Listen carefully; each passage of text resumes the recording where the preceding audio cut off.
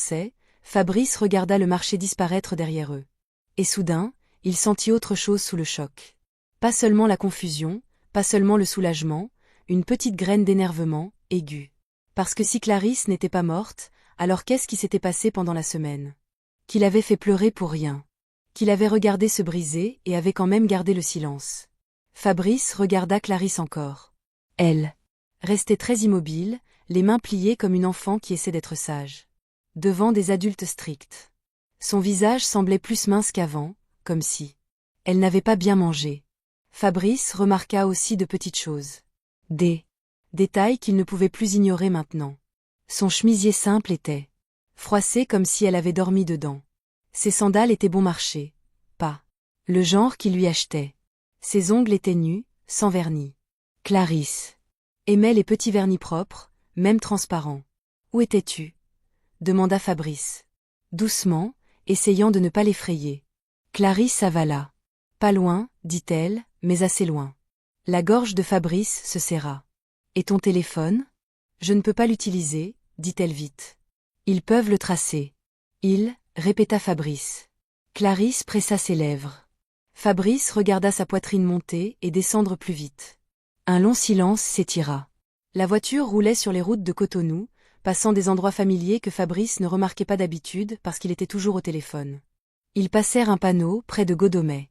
Ils passèrent des arrêts de bus avec des apprentis qui criaient. Ils passèrent des piétons qui se faufilaient dans le trafic comme si c'était normal. La vie avançait comme si un miracle n'était pas assis dans le SUV de Fabrice. Puis ils entrèrent dans la zone calme du parc. Des plantes vertes, une brise douce, quelques personnes marchant tranquillement. Après le bruit du marché, on aurait dit un autre monde. Rodrigue se gara. Fabrice se tourna vers Clarisse. Ici, dit-il doucement. Pas de foule, pas de bruit. Clarisse hocha la tête, mais ses mains tremblaient.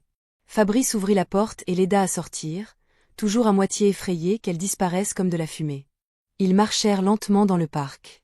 Fabrice jetait des regards à son visage, comme s'il devait vérifier que c'était réel. Ils s'assirent sur un banc sous un arbre. Un moment, aucun d'eux ne parla. Puis Fabrice posa enfin la question qui le déchirait de l'intérieur. Clarisse. Pourquoi? Les yeux de Clarisse se remplirent encore. Elle leva les yeux vers les feuilles au-dessus d'eux. Puis elle regarda Fabrice, et quand elle parla, sa voix était basse, tremblante, mais claire. Parce que j'ai entendu ta mère dire qu'elle allait me tuer. Le corps de Fabrice se figea entièrement. Son cœur sembla s'arrêter.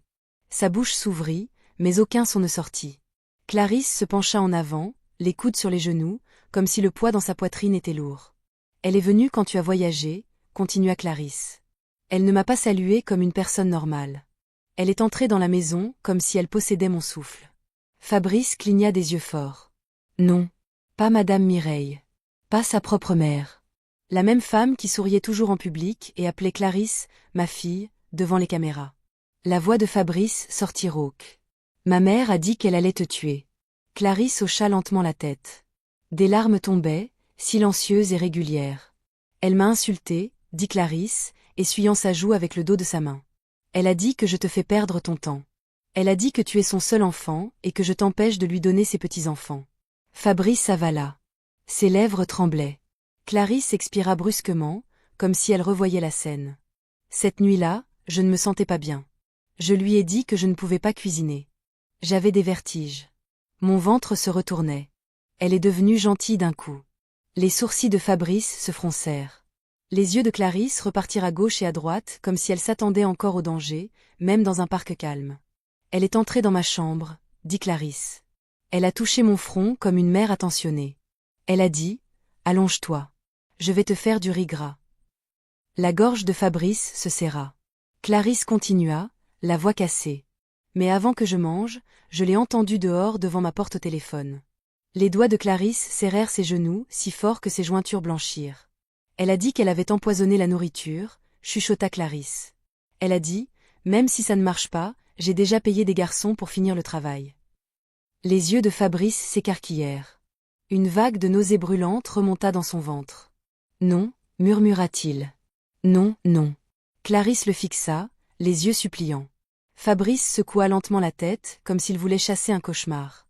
Ma mère peut être dure, dit-il, la voix instable. Elle peut dire des choses terribles. Mais meurtre, Clarisse, meurtre c'est. Clarisse leva soudain la main. Fabrice, dit-elle fermement, et sa voix changea. Elle devint plus stable, sérieuse. Je sais que tu veux la défendre. C'est ta mère. Je comprends. Elle marqua une pause. Puis elle plongea la main dans le petit sac qu'elle avait apporté du marché. Fabrice regarda ses doigts bouger lentement, prudemment, comme si elle allait lui montrer quelque chose qui pouvait tout changer. Clarisse sortit un téléphone, un vieux petit téléphone, pas son smartphone habituel. Fabrice plissa les yeux. C'est quoi ça? Les lèvres de Clarisse tremblèrent encore. C'est la raison pour laquelle je suis en vie, murmura-t-elle. Puis elle regarda Fabrice droit dans les yeux et dit les mots qui lui glacèrent le sang. Je l'ai enregistré. La respiration de Fabrice s'arrêta. Clarisse serrait le téléphone comme si c'était à la fois une arme et un bouclier. J'ai enregistré l'appel, répéta-t-elle, la voix tremblante. Et j'ai enregistré autre chose aussi. Fabrice se pencha sans s'en rendre compte, tout son corps tendu. Quoi d'autre, Clarisse? Demanda-t-il, à peine capable de parler. Clarisse avala difficilement, les larmes coulant encore. Le médecin, chuchota-t-elle. Les yeux de Fabrice s'écarquillèrent. Le médecin de la famille, dit Clarisse. Fabrice, il l'a aidé. Fabrice sentit le monde basculer.